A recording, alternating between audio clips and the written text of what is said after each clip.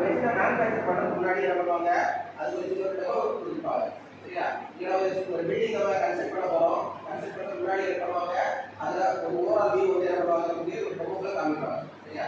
அப்போ நமக்கு ஏதாவது ஒரு ஐடியா இருக்குன்னு சரியா, நம்ம ஏதாவது ஒரு பிசினஸ் ஐடியா ஏதாவது ஒரு ஐடியா இருக்குன்னா நம்ம ஃபர்ஸ்ட் என்ன பண்ணுறோம், அதில் ப்ரோட்டோடைப் என்ன பண்ணுறோம், ஒரு ப்ரோட்டோடைப் சின்ன மாடல் ஃபர்ஸ்ட் நம்ம கிரியேட் பண்ணுறோம். சரியா?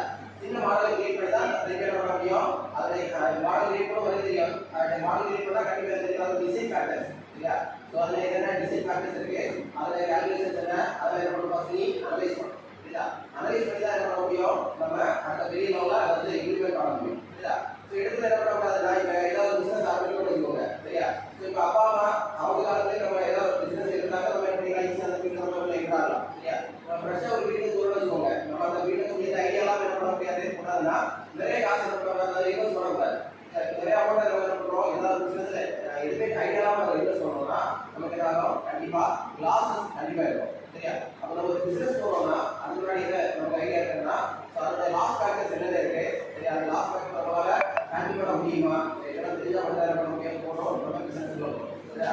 அதை போய் சொல்ல பண்ணிக்கலாம், அந்த பிசினஸ்ல இருந்து கண்டிப்பாக விலகி இருக்கலாம். சரியா? ஸோ நிறைய பேர் பண்ணுவாங்க, இல்லை நான் பிசினஸ் பண்ண போகிறேன், பிசினஸ் பண்ண போகிறேன், எனக்கு லேக்ஸ் அமௌண்ட் கொடுங்க அப்படின்னு சொல்லி என்ன பண்ணுவாங்க, பிசினஸ் ஆரம்பிச்சு என்ன பண்ண முடியாது, நம்மளால கண்டிப்பாக ரன் பண்ண முடியாது. சரியா? ஸோ அதனால ஒரு பிசினஸ் நம்ம உள்ள போகிறோம்னா கண்டிப்பாக என்ன தெரியணும், அது பற்றிய ஐடியாஸ் இருக்கணும். இந்த ஐடியாஸ்னா அதான் இந்த ப்ரோட்டோகால். சரியா? ப்ரோட்டோகால்னா என்னன்னா அதோட டைம். சரியா? நம்ம இப்போ ஒரு ப்ராடக்ட் பண்ண போகிறோம்னா, சரியா, அதை பண்ணி முடிச்சும் போது அந்த ப்ராடக்ட் இந்த மாதிரி வாங்குவாங்க. சரியா? அதை பண்ணணும், அதை நீங்கள் அனலைஸ் பண்ணணும். சின்ன ப்ராடக்டாக இருந்தாலும் சரிதான். சரியா? சில பேர் என்ன பண்ணுவாங்க, ஊசி பற்றிலாம் அப்படின்னு பண்ணுவாங்க. சரியா?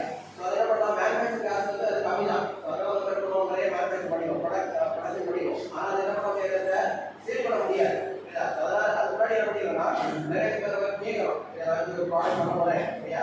ஸோ மற்ற ப்ராடக்ட்னா இதில் என்னென்ன அட்வான்டேஜ் இருக்குது. சரியா? ஸோ அந்த ப்ரைஸாக இருக்கலாம், சரியா, அந்த குவாலிட்டியாக இருக்கலாம். இதெல்லாம் என்ன பண்ணணும், நம்ம மேஜராக சொல்லி நிறைய கஸ்டமர் என்ன பண்ணணும், ஃபஸ்ட் வந்து நம்ம அவங்க அசன்ஸ் வாங்கிட்டு அதுக்கு என்ன பண்ணணும், நம்ம நிறைய ப்ராடக்ட் என்ன பண்ணணும், மேனுஃபேக்சர் பண்ணி அதில் பண்ணணும், சேல் பண்ணலாம்.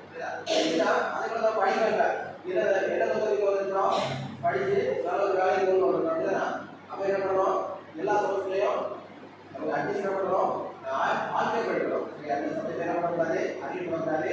புரியுதாப்பா? அதனால நம்ம என்ன பண்ணணும், நம்ம நோக்கம் என்னவா இருக்கணும், முடிச்சு போகும்போது ரொம்ப ஆவரேஜ் ஸ்டூடெண்ட்ஸ் என்ன மோட்டிவ் இருக்கணும்னா கண்டிப்பாக என்ன பண்ணணும், நான் எல்லா சப்ஜெக்டையும் பாஸ் ஆகணும். சரியா? அதுக்கு கொஞ்சம் பரவாயில்ல படிச்சு அப்படின்னு என்ன பண்ணணும், நல்ல ஒரு பக்கத்தில் பேசுகிறோட வெளியே சரியா? அப்படி நல்ல ஒரு தாக்கத்தை படிக்கோ வரக்கூடிய ஒரு காலம் நல்லபடியாக படிக்கணும். புரியுதாப்பா? ஸோ புரிய வசதி எல்லாம் உங்களுக்கு ஏதாவது கொடுத்துருப்பாங்க, அந்த